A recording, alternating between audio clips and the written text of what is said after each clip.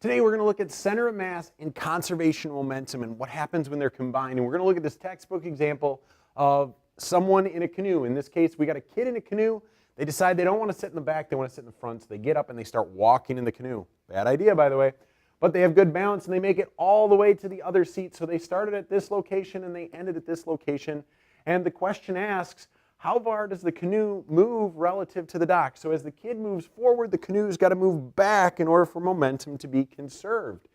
And we want to figure out how far is it moving relative to the dock. Okay, now they do tell me there is no resistance and the canoe is initially at rest. So what this means for us is there's no resistance initially. There's no net external forces on the system. That's what that means. So that means that momentum is conserved.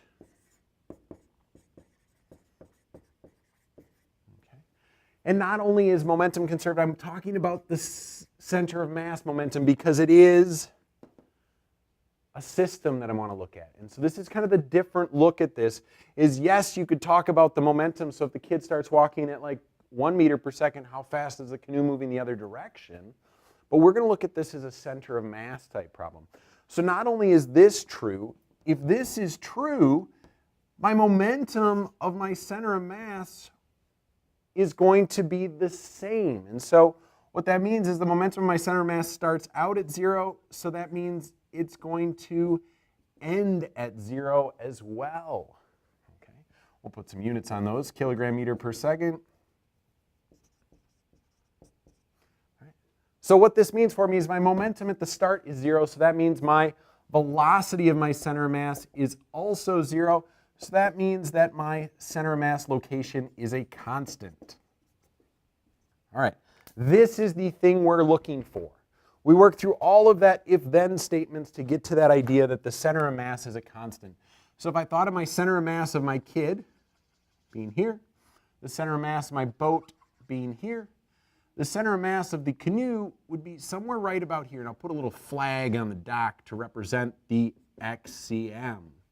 Now, the center of mass is not going to move. It's going to stay constant. What's going to happen is this boat is going to move backwards and this kid is going to move forward.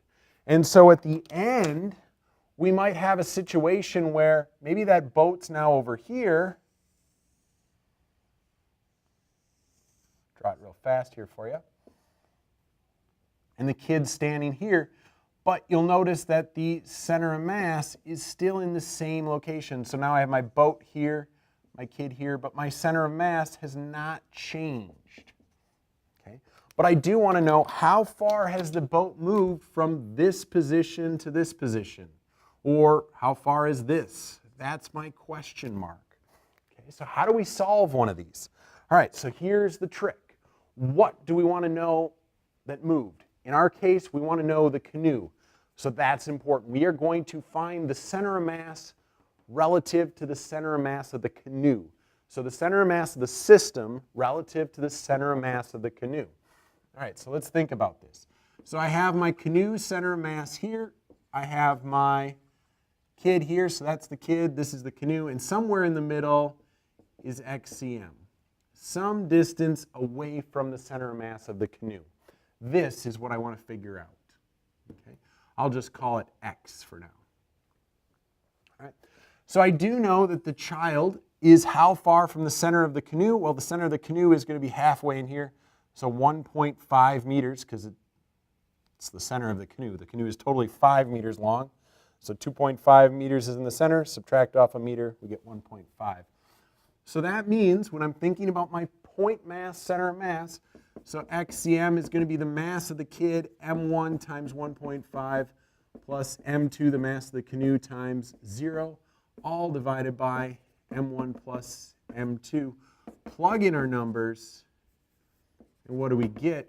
Well, I have my kid, which is 40 times 1.5, all divided by 100, and we get 0.6 meters.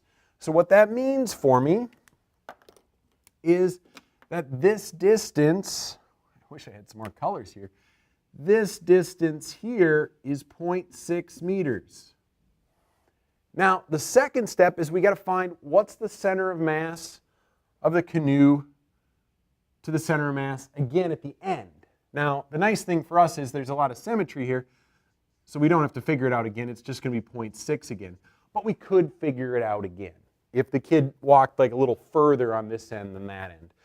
So you figure out those two lengths and then add them together. And so we end up with the canoe moving 1.2 meters in our case. Again, that's because we have that symmetry. If the kid maybe walked to maybe 0.5 meters, we'd have to recalculate this new distance from the canoe center mass to the center mass and add that to our 0.6. There we go.